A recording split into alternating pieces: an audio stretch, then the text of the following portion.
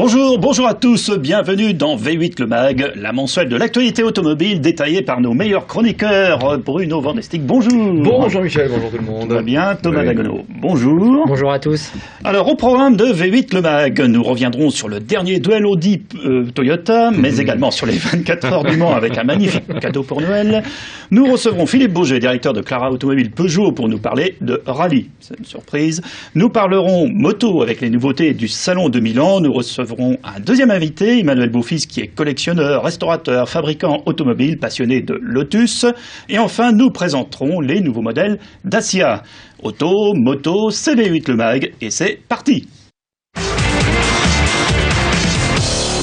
Je salue d'abord notre invité, Philippe Bourget. Bonjour. Bonjour, monsieur. Avec qui nous allons évoquer la série Rallye de chez Peugeot. Mais tout d'abord, parlons WEC, le championnat du monde de proto, d'endurance, qui s'est clôturé à Shanghai le 28 octobre, je crois, avec une nouvelle victoire. Toyota, voilà, la deuxième consécutive après Fuji, ce qui a donc permis à Toyota de terminer par deux très belles victoires, donc c'est très convaincant. Et ce qui est bien aussi, c'est qu'il y en a un petit peu eu pour tout le monde. À Toyota, les deux dernières victoires, à Audi aussi le titre de champion du monde, des constructeurs, également le titre pilote, avec notamment bien sûr Benoît Tréluguier, Ferrari qui s'est imposé également dans le championnat en GT Pro, et puis Julien Canal, le pilote morceau avec la Corvette de l'équipe L'Arbre Compétition qui s'est également imposé dans le classement GTE-AM. Donc voilà un très très beau championnat qui a bien rendu justement son verdict. On a hâte maintenant de voir ce que donnera celui de 2013 avec donc les victoires de Toyota encore une fois pour cette dernière manche devant les deux Audi R18 hybrides. Nous verrons bien ce que Toyota, qui est vraiment arrivé plus tard d'ailleurs que Audi en cours de saison, sera capable de faire l'année prochaine. Parce que je trouve franchement, je pense que Thomas sera d'accord pour un vrai retour à ce niveau-ci de compétition par rapport à l'antériorité de Audi.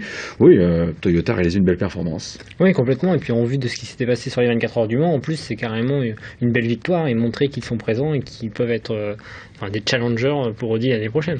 Tout à fait. Alors on a parlé de 24 heures du Mans et c'est bientôt Noël, donc c'est le moment d'acheter les cadeaux. Alors j'en ai rien à vous proposer. Offrir. Ah non, vous offrir, pourquoi pas. Allez, je suis généreux, c'est l'annuel des 24 heures du Mans, avec également le DVD qui est sorti il y a quelques temps. Bruno, vous avez assisté à la présentation au cinéma. Absolument, méga CGR. Ouais, c'était une très très belle soirée à Saint-Saturnin et une belle prouesse technique aussi, puisque pour la première fois dans l'histoire, on avait 38 salles qui visionnaient ce film ensemble et qui ont pu profiter ensuite de l'échange avec les pilotes qui étaient les invités, Jean-Pierre Pernaut également qui était là, ensemble. Donc un très très joli duplex. Ça a permis comme ça de rapprocher quantité de passionnés de 24 heures du Mans partout à travers la France. En cette période de novembre, on va dire que pour les passionnés, c'est une belle piqûre de rappel finalement sur cette passion des 24 heures du Mans. Et puis en plus, un très très beau film, je veux dire un film, parce que c'est pas, vous savez, du tour de chauffe à la cérémonie de podium, on va du début à la fin, du pesage, l'arrivée dans le paddock, bien sûr la parade des pilotes jusqu'à la cérémonie de podium. C'est plein d'images caméra embarquées, c'est plein de témoignages, il y a de l'humain aussi dans ce film, et franchement, il est parfait. Le mieux, c'est de voir la bande-annonce. Allons-y.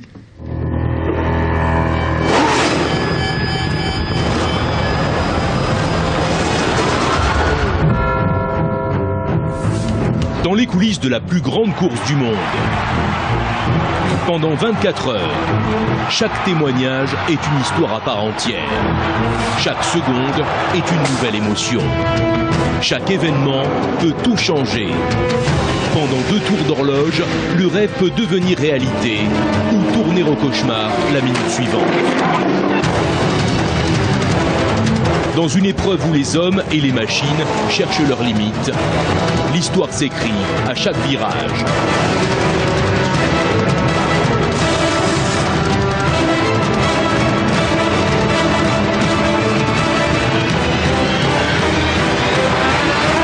« 24 heures du Mans 2012, le film officiel, bientôt dans votre cinéma. » donc ce beau DVD. Il y a plein de choses dedans. Il y a des caractéristiques techniques aussi. Oui, je crois, oui, hein, bien sûr, les des images photos. caméra embarquées qu'on a toutes et tous envie d'avoir. Et à propos de caractéristiques techniques, c'est un film qui relate toutes les innovations techniques qui ont d'abord été testées aux 24 heures du Mans avant application avec succès, ou parfois un succès, parce qu'il peut y avoir quelques expériences sans lendemain, mais c'est pas grave, le mérite c'est de les avoir amenés sur la piste pour donc une application à la voiture grande série, monsieur, madame, tout le monde. Et puis bien sûr, je reviens à ce magnifique livre avec toujours des superbes photos. Tiens, Ouais. là, on voit, je ne sais pas si on la voit, la numéro 45. Ah oui, tiens. Hein, Thomas? Oui, oui. La voiture de Simpson 24. Voilà, un très beau souvenir. Exactement. Voilà. Et une édition 2013 qui se prépare. Ah, très bien. Alors, merci. On reste dans la compétition maintenant avec un hommage à la Peugeot Rallye. Alors, Philippe Bourget, vous êtes donc avec nous pour présenter. Donc, vous êtes directeur de Clara Automobile Peugeot, rappelons-nous. Et vous êtes là, par contre, pour parler d'un hommage à la Peugeot Rallye. Vous avez donc sorti une 208 spéciale. Exactement. Comme Alors la c'est une idée toute simple qui nous est venue quand on a vu la fiche technique de la 208 Rallye, puisque on a le plaisir de commercialiser la nouvelle 208 depuis le mois de mars. Les nouvelles voitures, on ne le sait pas forcément, sont plus légères que les voitures qu'elles remplacent, et la 208 fait partie de ces voitures qui sont plus légères que la voiture qui était commercialisée auparavant. Donc la 208 en moyenne dans la gamme pèse 140 kg de moins que la 207. Et quand on a eu la notice technique la première fois toute fin d'année dernière, on a découvert que avec 156 chevaux et seulement 1090 kg, une 208 était capable de faire le 0 à 100 en 7 secondes 3, le millimètre de départ arrêté en 28 secondes 2. Donc on n'a pas eu réfléchi longtemps avant d'avoir l'idée. On s'est dit que en dessous de la GTI que de toute façon le constructeur avait annoncé, il y avait peut-être la place pour une 208 Rallye. Et sachant que Peugeot n'avait pas pour l'instant l'idée de commercialiser cette voiture, on s'est dit avec l'équipe de passionnés que nous sommes au Mans, qu'on allait la faire nous-mêmes. Ah, ça reste un modèle unique. Alors c'est un modèle unique, sauf que ça a suscité évidemment des envies. Donc on a des clients qui nous ont commandé la même, donc une 208 THP 156 chevaux féline que nous avons un petit peu améliorée. On voit sur les images que c'est évidemment la même décoration que la 205 Rallye qui existait. On a repris la panoplie d'origine, où effectivement on est parti d'une base d'une 208 THP donc blanche, et puis qu'on a agrémenté, on peut dire qu'on lui a fait enfiler le survêtement, puisque donc elle a les jantes blanches, il y a des rappels de blanc à l'intérieur de la voiture, et on l'a allégé dans ce que la législation peut autoriser, c'est-à-dire qu'on a supprimé les insonorisants qui sont nombreux dans cette voiture, notamment à l'arrière, sous le capot. On a fait quelques modifications légères, donc qui ne sont pas que. Vous avez pas gagné que encore du cosmétiques. poids, donc sur le. On a gagné un petit peu de poids. Il faut savoir que cette voiture, elle a fait le tour du web. On pensait pas d'ailleurs que ça ferait un tel buzz sur Internet. Et on a joué aussi à la montrer un petit peu, chez Peugeot, et elle a été accueillie avec beaucoup de bienveillance de la part du constructeur. Donc ça nous a fait plaisir. Ils ont apprécié l'hommage. Alors Thomas, vous l'avez essayé cette voiture. Et oui, j'ai été l'essayer et j'étais assez surpris par cette petite voiture. Comme Philippe a pu le dire, c'est une voiture qui est extrêmement légère, avec 156 chevaux, une voiture qui est extrêmement maniable, extrêmement précise du train avant, avec un petit volant que j'adore. Hein. Franchement, j'ai l'impression d'être Vous l'aviez dans déjà un dit proto. quand on avait présenté la 208. Exactement, mais je confirme, je l'adore ce volant. J'ai trouvé également que les freins étaient hyper puissants, elle freine extrêmement bien, même lorsqu'on fait un freinage d'urgence, elle ne bouge pas du tout la voiture, dans un temps d'arrêt c'est extrêmement performant. Également elle est hyper dynamique, il n'y a pas de roulis non plus, elle est hyper joueuse tout en étant très sécuritaire, non, c'est une petite voiture qui pourrait admettre beaucoup plus de chevaux pour moi. Voilà, donc elle est conforme à l'esprit rallye, c'est-à-dire que c'est pas forcément la grande méchante GTI que Peugeot va commercialiser très prochainement, dont on connaît aujourd'hui toutes les caractéristiques techniques. C'est positionné juste en dessous, et c'est vrai que on pourra imaginer, ce serait très sympa qu'on ait deux versions sport dans la gamme, une version GTI et puis une version rallye. Donc on critique pas du tout la démarche de Peugeot, bien au contraire, on a juste voulu mettre notre petite note. Si ça donne l'idée à Peugeot, on sera évidemment les premiers enchantés. En attendant, on fait plaisir à quelques amateurs qui essayent cette voiture et qui la commandent au Mans. Et en plus, on peut même ajouter que même quand on tire dedans, elle ne consomme pas. Ah. Alors, et aussi un gros plus. Exactement. Donc vous êtes bien sûr donc un concessionnaire automobile, vous vendez des voitures neuves, mais vous êtes aussi un grand passionné, je crois, de Peugeot. Alors quel est l'historique de cette gamme rallye, si on peut dire? Alors cette gamme rallye qui vit parfois à l'ombre de la légende GTI, qui va se rallumer très prochainement avec la nouvelle 208 qui développera elle 200 chevaux. C'est vrai qu'il y a une tradition sportive chez Peugeot, nul ne l'ignore.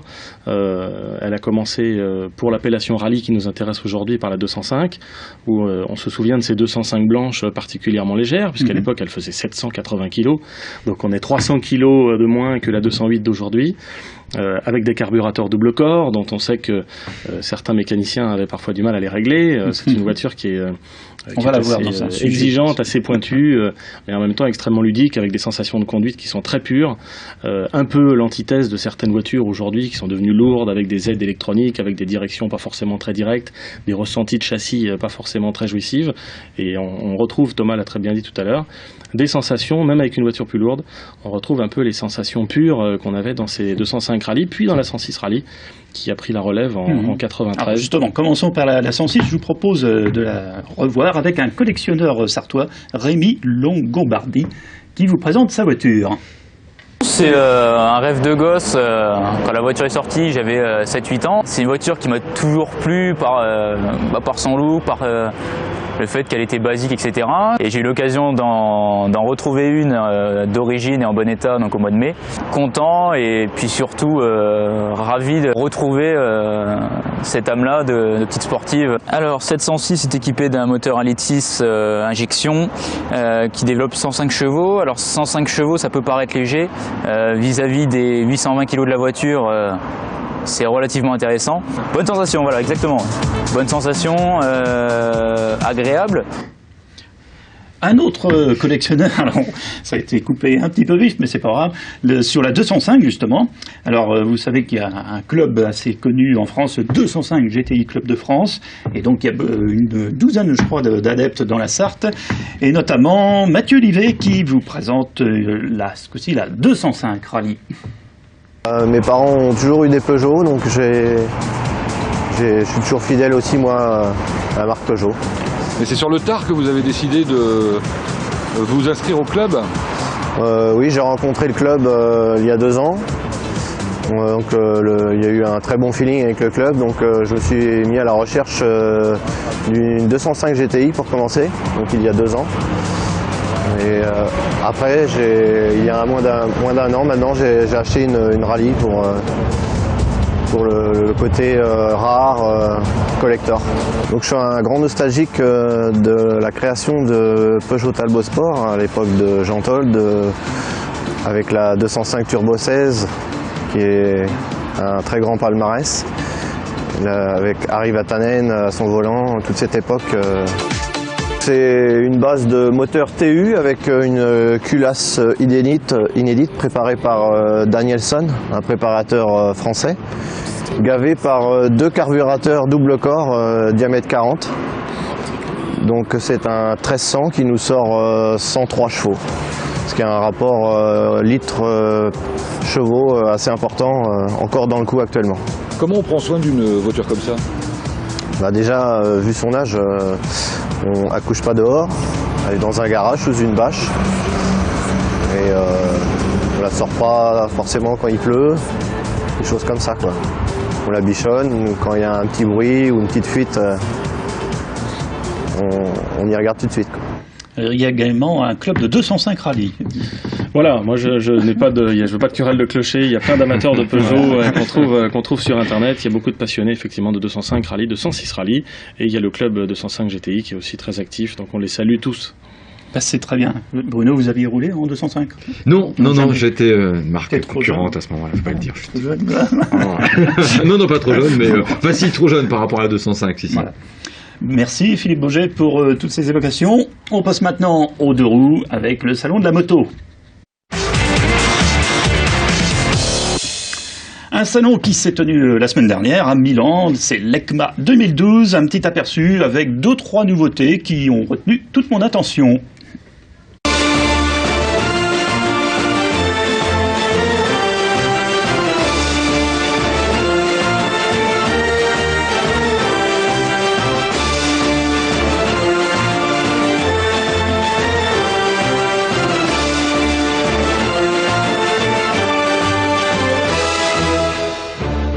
salon de Milan est un rendez-vous incontournable dans le monde du deux roues. 3 modèles ont retenu mon attention. Chez Honda, la Goldwing prend des allures de custom. Baptisée F6B, elle conserve le moteur 6 cylindres de 1832 cm3.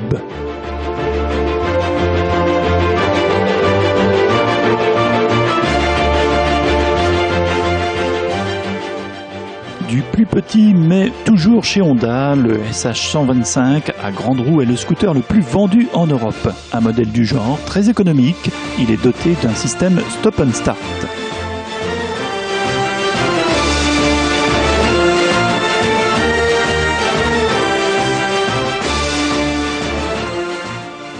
Scooter encore avec Vespa qui commercialise une œuvre de design. La 946 évoque le prototype MP6 de 1946.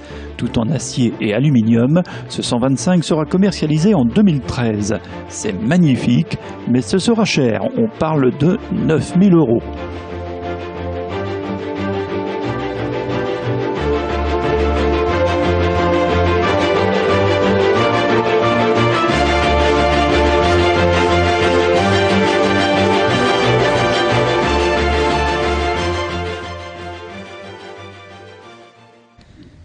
Et je salue notre deuxième invité, Emmanuel Beaufils. Bonjour. Bonjour. Alors, vous êtes collectionneur, fabricant, restaurateur de voitures, donc de Lotus, on va y venir avant. On vous a découvert d'ailleurs il n'y a pas très longtemps sur LMTV par des petites voitures pour enfants qui sont magnifiques. Alors, donc vous les fabriquez vous-même, c'est Oui, ça? tout à fait. Je les restaure et donc forcément je suis amené à les modifier. J'aimerais bien en fabriquer une par moi-même par la suite de A à Z. Mais vous les fabriquez déjà les petites Non, voitures? pour l'instant en fait je les restaure et je les modifie. Ah oui, Il d'accord. faut savoir qu'il y a des choses qui sont un peu compliquées à faire soi-même, notamment les carrosseries, on en parlait tout à l'heure en coulisses. Donc ce sont des voitures sur lesquelles certaines voitures je les ai fabriquées à 80% on va dire, mais jamais j'ai été amené à tout fabriquer de A à Z. On a vu sur les images, vous avez un mini garage. Enfin, tout Exactement, évoque donc, la mécanique, voilà, le j'ai sport. essayé de créer toute l'ambiance qui va avec, notamment pour faire rêver un peu mon petit garçon. Donc ça va par un garage pour abriter toutes ces voitures, mais également donc toute une panoplie à l'échelle 1,5, la petite pompe à essence, le petit établi, et puis également des petits panneaux signalétiques en fait de façon à faire une petite piste en fait qui ressemble à celle du Mans. Alors ça, c'est donc votre hobby, mais votre métier, c'est de commercialiser des Lotus. C'est bien cela? Tout à fait. Donc, on va dire que je suis revendeur Lotus indépendant, donc avec des Lotus d'occasion. C'est une activité qui a été créée il y a 5 ans.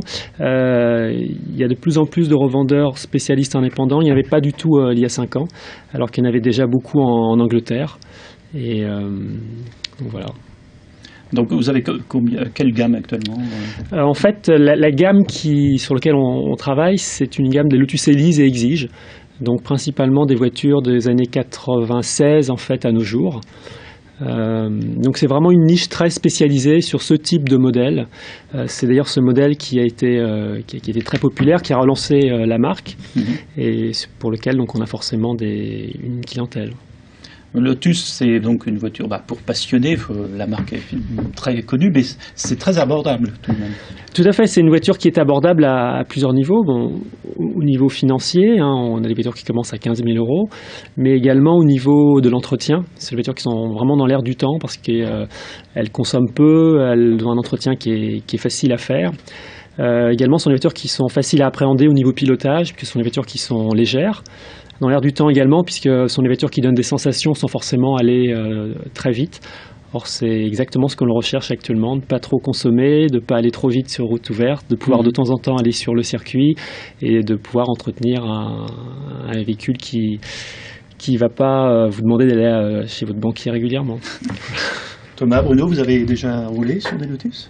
Non, jamais. Moi, je trouve que la marque, par contre, connaît une renaissance extraordinaire. Bon, via des capitaux plutôt d'origine indienne aujourd'hui, mais peu importe. Parce que c'est vrai que Lotus, aujourd'hui, partout sur les circuits, aux États-Unis, bien sûr, en Formule 1, également aux 24 heures du Mans. Il y a le mythe Collie Chapman qui reste aussi présent pour ceux qui ont des Lotus 7, avec la dérivée qui avait été la Caterham. Donc, c'est incroyable. On aurait pu vraiment croire cette marque-là définitivement, reléguée au rang des souvenirs. Et aujourd'hui, voilà qu'elle elle revient, alors peut-être pas au niveau forcément d'une voiture à carte grise, mais en tout cas au niveau sportif, Lotus a retrouvé, je dirais, la une de l'actualité de façon vraiment complètement déconcertante en fait. Et puis moi je confirme pour la partie pilotage, pour en avoir conduit plusieurs sur circuit régulièrement, effectivement les personnes qui souhaitent s'offrir une voiture sportive et à vraiment apprendre les bases du pilotage, la Lotus est vraiment adaptée pour un néophyte ou même pour progresser petit à petit en toute sécurité et pouvoir en utiliser jusqu'à 80% largement et très facilement dans un temps très réduit, quoi. Ce sont des voitures qui sont hyper faciles à apprendre, hyper faciles à comprendre et elles corrigent beaucoup d'erreurs aussi et elles permettent d'évoluer rapidement, quoi. Sur circuit, c'est un vrai régal. Quelle est la clientèle de Lotus actuellement là ? Les passionnés. Les passionnés, alors bon, c'est vrai que c'est une voiture où il n'y a pas de place arrière, hein. Donc j'ai une clientèle de jeunes qui peuvent accéder à cette voiture-là, mais j'ai également une clientèle de personnes d'un âge un petit peu plus avancé. Les enfants sont grands et maintenant ils veulent se faire plaisir donc avec une Lotus. Des gens qui hésitent également entre la voiture de collection et qui ont la nostalgie des voitures de collection, des voitures qui soient très mécaniques, mais qui ne veulent pas les soucis qui vont avec la voiture de collection, une voiture facile aussi à vivre. Donc beaucoup de clients qui ont la cinquantaine et qui me disaient j'ai eu une berlinette ou j'ai eu ce type de voiture et la Lotus Elise me rappelle un peu cet esprit. Ouais. Et laquelle entre une Lotus Elise ou une Lotus Exige aujourd'hui, la demande est plus forte sur de l'Elise ou sur de l'Exige ? Il y a plus de demandes sur l'Elise. L'Elise est une voiture plus polyvalente puisqu'on a, c'est une voiture qui est un petit peu moins rare, donc on en trouve un peu plus. L'Exige, ça a été véritablement la voiture donc accès sportif chez Lotus. Donc c'est un coupé. On n'a pas cet aspect cabriolet. Ce sont des voitures qui sont également un peu plus exclusives avec des motorisations un peu plus poussées. Donc forcément, l'Elise est plus commune, on va dire, et plus populaire. Alors, on vous trouve où ? Parce que c'est bien joli, vous les vendez vos Lotus, mais on vous trouve où ? C'est fait, donc en fait, principalement sur Internet. Après, physiquement, bien entendu, on est présent, donc on est situé sur le circuit des 24 heures du Mans. Mais il est vrai que c'est une structure, en fait, qui n'est pas véritablement grand public, en fait. Hein. C'est-à-dire que nous, on représente 40 voitures par an. Beaucoup de projets qui sont personnalisés, en fait, des clients qui nous demandent d'acheter une voiture, on va vraiment la faire à leur goût. Donc, en fait, les rendez-vous les visites sont sur rendez-vous. On peut dire ça comme ça, où les contacts se font plutôt par Internet. Et puis après, la visite est assez privée. Et une fois qu'on arrive à s'entendre, on établit un cahier des charges et jusqu'à la livraison. D'accord. Bah, merci beaucoup, Emmanuel Beaufils. Alors, je reprends Lotus. On a parlé de la Super 7, Caterham. Caterham qui s'associe avec Renault pour créer la nouvelle Alpine. Ça, c'est une bonne nouvelle. Également, voilà. Renault, on parle maintenant de Renault Dacia. Eh bien, allons-y. Alors, Renault Dacia, donc, puisque c'est une marque à part entière, a renouvelé toute sa gamme Logan, Sandero Stepway, Docker. Et donc, on commence par la Logan. La Logan, c'est presque un nom mythique. Son apparition date de 2004. On a révolutionné le marché automobile puisqu'on a permis d'acheter une voiture neuve pour un prix de voiture d'occasion, à peu près 7 500 €, je crois, quand elle était sortie. Et donc, mais elle avait quand même le défaut de ne pas être très très jolie, cette Logan. Elle a donc été complètement renouvelée en esthétique. On n'avait avant ni la qualité des matériaux, ni le confort, ni la beauté. Ben là, on a à peu près tout. Alors Bruno, vous avez également essayé cette voiture. Qu'est-ce que vous en pensez ? La Sandero Stepway, en fait, c'est le seul modèle que j'ai essayé. Voilà, la Logan, j'ai pas pu l'essayer, mais cependant, j'en reviens sur vos mots. Vous avez complètement raison. En fait, Dacia, marque roumaine, on a complètement terminé l'époque de la voiture importée en France, mais vraiment histoire de, c'est-à-dire que c'était vraiment une voiture très basique. Vous le disiez, forme angulaire, presque se forcer pour monter dedans. Aujourd'hui, on a amélioré l'esthétisme. Quand vous partez, vous avez une voiture qui vous donne un sentiment de sécurité complètement conforme à ce qu'on attend de toute voiture made in France de façon générale. Et ce que je trouve de bien, c'est que Dacia a donc renouvelé cette gamme sans pour autant que les prix en aient subi la conséquence. Et c'est surtout ça, parce que c'est vrai que ces voitures-là ont un usage vraiment... Ceux qui achètent aujourd'hui, me semble-t-il, une grande partie, en tout cas les voitures de la gamme Dacia, c'est effectivement pour faire un déplacement, c'est pas forcément des super passionnés d'automobile, mais qui ont besoin de ce moyen de locomotion, parce que tout simplement, le quotidien fait que. Et je crois qu'avec ce genre de voiture-là, vous avez vraiment l'automobile qui répond à vos attentes. Quoi. Voilà. Alors effectivement, Dacia offre plus et mieux pour le même prix. Hein. Le premier prix de la Logan, c'est 7 700 €. Pour la Dacia Sandero, c'est 7 900 €. Ah, c'est les premiers prix. On a quand même pour ce prix-là une direction assistée de série maintenant, ce qui n'était pas le cas avant, des airbags frontaux latéraux et un système de contrôle de trajectoire. Et après, si vous mettez quelques options, le régulateur de vitesse, c'était inconnu chez Dacia avant, et un système Medianav avec un écran tactile qui pilote la radio, le GPS, c'est tout à fait moderne. Et côté esthétique, fini le ridicule, hein, on a une très belle voiture, vous l'avez dit. Côté moteur, eh bien, on a deux diesels, le 1,5 litre DCI 75 et 90 chevaux que l'on connaît bien chez Renault. Le 1,2 litre en essence 75 chevaux qui est décliné également en GPL. Et puis toujours en essence, ce tout nouveau moteur 3 cylindres de 900 cm3 qui développe 90 chevaux.